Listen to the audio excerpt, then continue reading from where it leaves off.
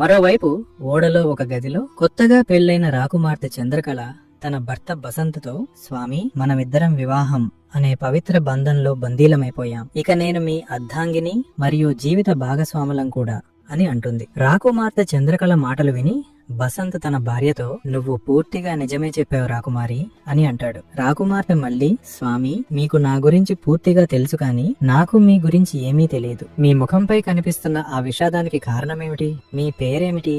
మీరెక్కడుంటారు? మీరు ఈ వ్యాపారి వద్దకు ఎలా వచ్చారని అడుగుతుంది. రాకుమార్తె చంద్రకళ ఒక్కసారిగా ఎన్నో ప్రశ్నలు బసంత్ ముందు ఉంచింది. ఆమె మాటలు విని బసంత్ రాకుమారితో, నా కథ చాలా దుఃఖభరితమైనది. నువ్వు ఎందుకు నా పాత గాయాలను మళ్లీ రేపుతావని అడుగుతాడు. బసంత్ మాటలు విని రాకుమార్తె చంద్రకళ, లేదు స్వామి, మీ దుఃఖమైన సుఖమైన నాతో పంచుకోండి. మీ గురించి అంతా తెలుసుకోవాలని ఉందని అంటుంది. రాకుమారి అలా అడిగేసరికి బసంత్ ఆమెతో, సరే రాకుమారి, విను. నేను ధారానగరి రాజ్యానికి చెందిన రాజా ఖడ్గసింగ్ చిన్న కుమారుడును. నా పేరు బసంత్. నా పెద్ద అన్న పేరు రూప్. చిన్నతనంలోనే మా తల్లి స్వర్గస్థురాలైంది. బసంత్ చెప్పే ఈ మాటలు వింటూ రాకుమారి చంద్రకళ, స్వామి, మీది చాలా దుఃఖకరమైన జీవితం అని అంటుంది. బసంత్ మళ్లీ చంద్రకళతో, మా దుఃఖాలు అక్కడితో ఆగలేదు. ఆ తర్వాత మా తండ్రి గారు మరొక వివాహం చేసుకున్నారు. ఒక రోజు మేమిద్దరు సోదరులు ఆడుకుంటున్నప్పుడు మా సవతి తల్లికి మరియు మా అన్నకు మధ్య పెద్ద సంఘర్షణ జరిగిందని ఆ విషయాలన్నీ వివరంగా చెప్పాడు.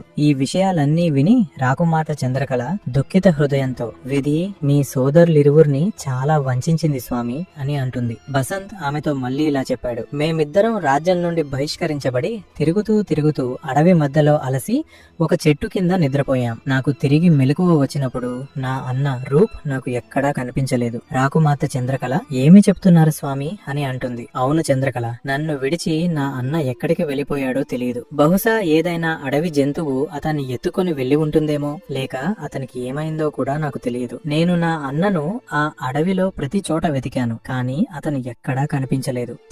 తిరుగుతూ వ్యాపారితో నాకు పరిచయమైంది. నేను అతని వద్ద నౌకరుగా చేరాను. నౌకరుగా చేస్తూ అదృష్టవశాత్తు నీవు నాకు దొరికావు, కానీ నా అన్న రూప్ నాకు ఎక్కడా దొరకలేదని అంటాడు. బసంత్ పూర్తి కథ విని రాకుమార్తె చంద్రకళ కళ్ళ నుండి కన్నీళ్లు ధారగా కారుస్తూ భారమైన హృదయంతో తన భర్త బసంత్ చేయి పట్టుకుని, ఆందోళన చెందకండి స్వామి, మీ అన్న ఎక్కడ ఉన్నా అతను పూర్తిగా సురక్షితంగా ఉంటాడు. అతను మీకు తప్పకుండా దొరుకుతాడు. ఆ భగవంతుడిపై నమ్మకం ఉంచండి అని అంటుంది. ఈలోపు ధూర్త వ్యాపారి ఎంత ధర చెల్లించైనా కొత్తగా పెళ్లైన చంద్రకళను తన సొంతం చేసుకోవాలని కుట్రలు పన్నుతున్నాడు. చాలాసేపు ఆలోచించిన తర్వాత ఆ వ్యాపారి ఒక నిర్ణయానికి వచ్చాడు. బసంత్ను ఓడ పైకి పిలిచి సముద్రంలోకి తోసేస్తాను. బసంత్ చనిపోయాక చంద్రకళ నా సొంతమవుతుంది. ఆమె ఎక్కడికి పారిపోగలదు? పాము చనిపోతుంది, కర్ర కూడా విరగదని అనుకుంటాడు. ఈ దుర్బుద్ధి ఉద్దేశాలతో అతను బసంత్ను ఒక సాకుతో ఓడపైకి రమ్మని పిలిచి ఓడ నుండి సముద్రంలోకి తోసేశాడు. నడుస్తున్న ఓడ నుండి బసంత్ను తోసేసిన తర్వాత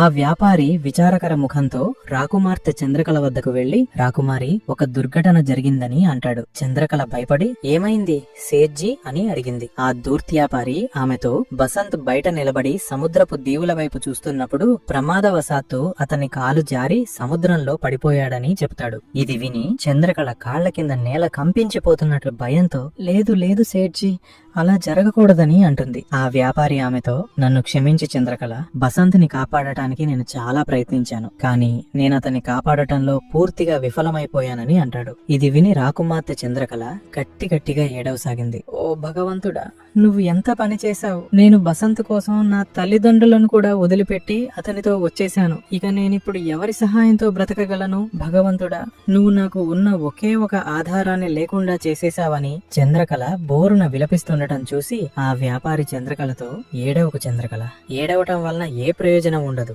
భగవంతుడి నిర్ణయం ముందు మనిషి ఏమి చేయగలడని నిన్ను నా భార్యగా చేసుకుంటానని అంటాడు. ఇది విని రాకుమార్తె చంద్రకళ శరీరమంతా అగ్నిలా మండిపోయింది. ఆ వ్యాపారిని దహించే కళ్ళతో చూస్తూ, దుర్మార్గుడా, నువ్వు ఏమీ మాట్లాడుతున్నావో అర్థమవుతుందా? నా చూపుల కోపాగ్ని నుండి దూరంగా వెళ్ళిపో. నీ ఈ కపటమైన ముఖం చూడటం కూడా నాకిష్టం లేదని అంటుంది. వ్యాపారి ఆమె దగ్గరకు వచ్చి తాకాలని ప్రయత్నించగా రాకుమార్తె ఆ వ్యాపారితో ఓరి, దుష్ట వ్యాపారి, నేను పతివ్రత స్త్రీని, నువ్వు నన్ను తాకడానికి ప్రయత్నిస్తే కాలి బూడిదవుతావని అంటుంది. ఇది విని వ్యాపారి ఆగిపోయి, అరే చంద్రకళ, ఎందుకంత కోపంగా నాపై మండిపడిపోతున్నావు? నిన్ను మహారాణిలాగా చూసుకుంటాను. చాలా మంది దాసీలు నీకు సేవ చేస్తారు. నువ్వు ఏమీ కోరుకుంటావో అది నీ కాళ్ళ దగ్గరకు వస్తుందని అంటాడు. వ్యాపారి మాటలు విని రాకుమార్తె చంద్రకళ, దుష్టుడా, నీ బుద్ధి పాడైపోయింది. నేను పతివ్రత స్త్రీని. నన్ను ఏమని అనుకున్నావు? భగవంతుడి మీద ఒట్టు, నా కంటికి కనపడకుండా దూరంగా వెళ్లిపో అని హెచ్చరిస్తుంది. చంద్రకళ మాటలు విని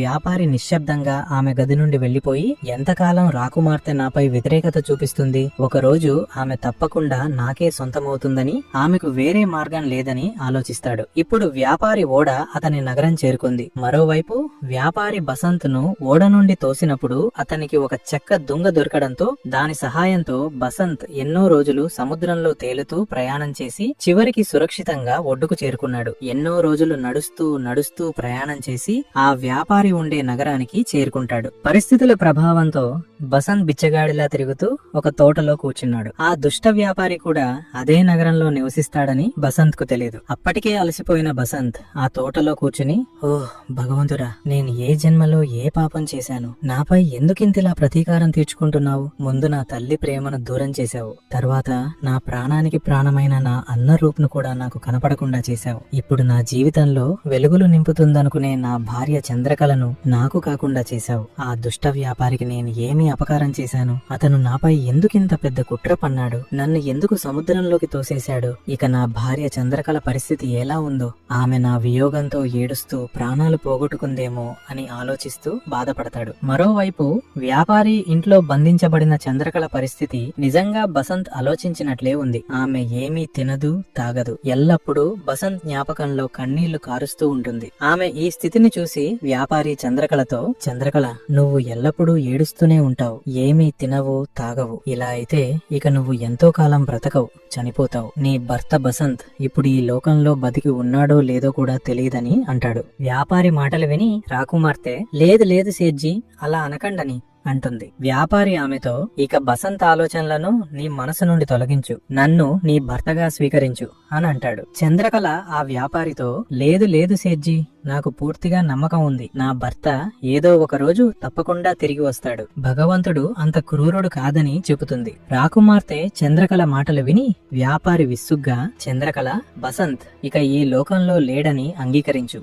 నన్ను వివాహం చేసుకో, ఏ మార్గమైనా నీదే నిర్ణయం అని అంటాడు. అప్పుడు చంద్రకళ, సేట్జీ, ఒక మార్గం ఉంది అని అంటుంది. వ్యాపారి సంతోషంగా, ఏ మార్గమో త్వరగా చెప్పు చంద్రకళ అని అడుగుతాడు. రాకుమార్తె చంద్రకళ అతనితో, మీరు నాకు 12 నెలల సమయం ఇవ్వండి. ఆ సమయంలో మీరు నన్ను చూడకూడదు, మాట్లాడకూడదు. ఈ 12 నెలల్లో నా భర్త బసంత్ తిరిగి రాకపోతే మీరు ఏమీ నిర్ణయిస్తే అది నాకు అంగీకారమేనని చెబుతుంది. వ్యాపారి సంతోషంగా ఆమె మాటను అంగీకరించి, చంద్రకళ, 12 నెలలేమిటి, 12 సంవత్సరాలు లేదా 12 జన్మల వరకు కూడా నీ కోసం వేచి ఉంటానని చెప్పి అక్కడి నుండి వెళ్లిపోయాడు. ఆ వ్యాపారి రాజారూపు వద్దకు వెళ్లి రాజుకు విన్నపం చేసుకుని చంద్రకళ నివసించే భవనం ముందు కఠినమైన కాపలా ఏర్పాటు చేయించాడు. వ్యాపారి విన్నపంపై రాజారూప్ ప్రతిరోజు తన 2 సైనికులను వ్యాపారి ఇంటి ముందు కాపలాకు పంపడం మొదలుపెట్టాడు. అలా సమయం గడిచిపోసాగింది. అతని అన్న రూప్ సురక్షితంగా ఉండి ఈ నగరం రాజు అయ్యాడని బసంత్కు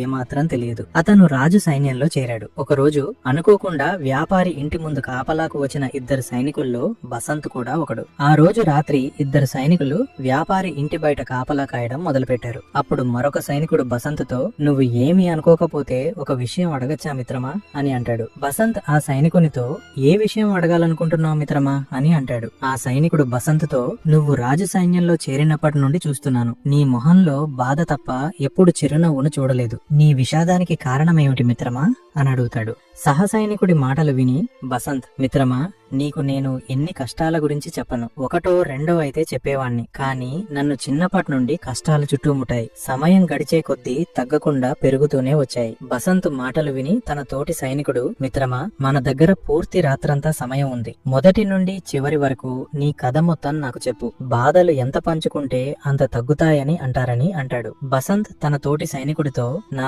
బాధలు ఎప్పటికీ తగ్గవని అనిపిస్తుంది, కానీ నా జీవిత కథ నీకు తప్పకుండా చెప్తానని బసంత్ తన చిన్నతనం నుండి మొదలుపెట్టి మవ్యాపారి తనను ఓడ నుండి తోసేసే వరకు, తర్వాత తనను తాను కాపాడుకుని రాజు సైన్యంలో చేరేంత వరకు అంతా కన్నీళ్లతో తన తోటి సైనికుడికి చెప్పాడు. సహ సైనికుడు ఆ కథ విని తీవ్ర భావోద్వేగంతో, మిత్రమా, నీ కథ చాలా వేదనభరితమైనది, వింటుంటే ఏడుపు ఆగటం లేదని అంటాడు. మరోవైపు ఇంట్లో బంధించబడిన రాకుమార్తె చంద్రకళ కూడా నిశ్శబ్దంగా కూర్చుని ఉంది. బయట బసంత్ తన జీవిత కథ చెప్తుండగా ఆమెకు బసంత్ చెప్పే కథ స్పష్టంగా వినిపించసాగింది. పూర్తి కథ విని రాకుమార్తె చంద్రకళ చలించిపోయింది. ఆమె వాడిపోయిన ముఖం కథ విని కొంచెం ఆశతోనూ మరియు ఆశ్చర్యంతోనూ వికసించింది. రాకుమార్తె చంద్రకళ కథ చెప్పే సైనికుడు తప్పకుండా తన భర్త బసంత్ అయి ఉంటాడని అనుకుంటుంది. ఈ విషయం వ్యాపారికి తెలిస్తే మళ్ళీ ఏదైనా కుట్ర చేస్తాడని, ఈ రహస్యాన్ని రాజు ముందే బయట పెట్టాలని నిర్ణయించుకుని ఉదయం కోసం వేచి చూస్తుంది. ఉదయం అవగానే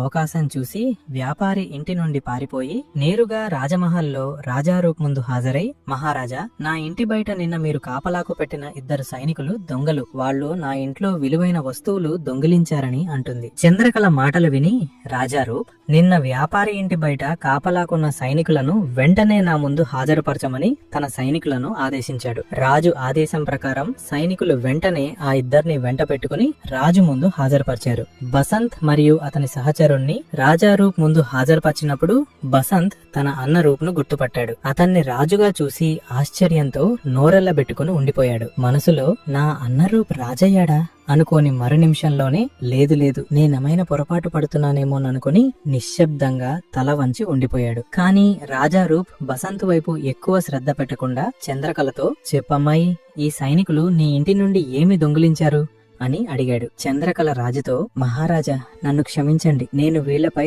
దొంగతనం అనే అబద్ధపు ఆరోపణ చేశాను అని చెబుతుంది. చంద్రకళ మాటలు విని రాజు కోపంగా, నువ్వు ఏమి మాట్లాడుతున్నావు అమ్మాయి అని అడుగుతాడు. చంద్రకళ, అవును మహారాజా, నేను నిజమే చెబుతున్నాను. వీళ్ళు ఏ దొంగతనం చేయలేదు, కానీ వీరిలో ఒకరు నా భర్త బసంత్ అని తన భర్త వైపు చూపిస్తుంది. బసంత్ పేరు వినగానే రాజు తన చూపును చంద్రకళ నుంచి తన ఎదురుగా నిలబడి ఉన్న సైనికుడి వైపు మళ్లించాడు. ఆ సైనికుడిని పరిశీలించగా తన చిన్న సోదరుడు బసంత్ ను రాజరూప్ గుర్తుపట్టాడు. బసంత్ ను చూడగానే రాజు సంతోషంతో మైమర్చిపోయాడు. రాజు నోట మాట రాలేదు. రాజారూప్ సింహాసనం నుండి లేచి, నా తమ్ముడు బసంత్ అని గట్టిగా అరుస్తూ అతని వైపు పరిగెత్తి ఆనంద బాష్పాలు కారుస్తూ బసంత్ను గట్టిగా కౌగిలించుకుంటాడు. మరోవైపు బసంతి కూడా అదే పరిస్థితి. అన్న రూప్ని కలుసుకుని అతని కళ్ళ నుండి కూడా ఆనంద బాష్పాలు దారగా కారాయి. రాకుమార్తె చంద్రకళ కూడా ఇదంతా చూసి ఆమె కూడా చాలా సంతోషించి ఆమె కళ్ళు కూడా ఆనంద బాష్పాలతో నిండిపోయాయి. 2 సోదరుల కథ విని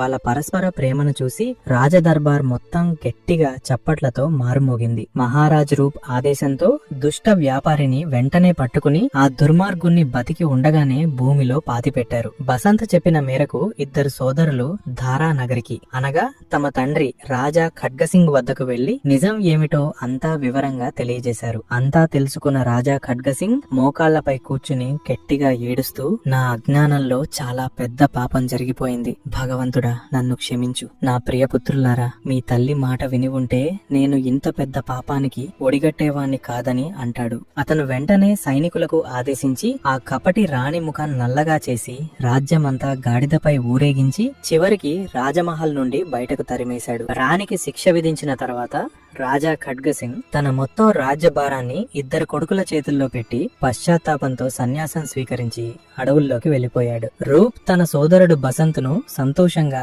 ధారానగరి రాజసింహాసనంపై కూర్చుండబెట్టి రాజ్యాభిషేకం చేసి తాను పరిపాలిస్తున్న రాజ్యానికి తిరిగి వెళ్లిపోయాడు. రాజా బసంత్ చేతులు జోడించి భగవంతుడికి కృతజ్ఞతలు చెప్పుకొని సంతోషంగా రాకుమార్తె చంద్రకళతో అందమైన ఆనందకరమైన జీవితం గడపసాగాడు. కథ ముగింపు. ఇది కేవలం ఒక కథ మాత్రమే కాదు, ప్రేమ, త్యాగం, న్యాయం మరియు విధి ప్రకారం ఏర్పడిన సంఘర్షణల అద్భుతమైన గాథ. ధారానగరిలో పుట్టిన 2 రాకుమారులు, ఒకడు నిర్దోషి అయ్యుండి రాజ్యం నుండి బహిష్కరింపబడ్డాడు, మరొకడు అజ్ఞాతంలో తన సొంత రాజ్యానికి రాజు అయ్యాడు. వీరిరువురికి తల్లి ప్రేమ చిన్నతనంలోనే కనుమరుగైంది. తండ్రి కళ్ళపై మోసం అనే పరద కప్పబడింది. సవతి తల్లి కుట్రతో ఒక కుటుంబం చీలిపోయింది. కానీ విధిని ఎవరూ ఆపలేరు. విడిపోయిన వారు మళ్లీ కలుసుకున్నారు. ద్రోహం చేసిన వారు కర్మఫలం అనుభవించారు. నిజమైన ప్రేమ, నిష్ఠ, సంఘర్షణ మార్గం అవలంబించిన వాడు చివరికి తన హక్కును పొందాడు. ఈ కథ మీకు నచ్చినట్టయితే మీ స్నేహితులతో తప్పకుండా పంచుకోండి. ఎందుకంటే కథలు కేవలం వినడానికి మాత్రమే కాదు, అనుభూతి చెందడానికి కూడా. నా ప్రియమైన ప్రేక్షకులారా, కథ చివరి వరకు చూసినందుకు మీకు ధన్యవాదాలు.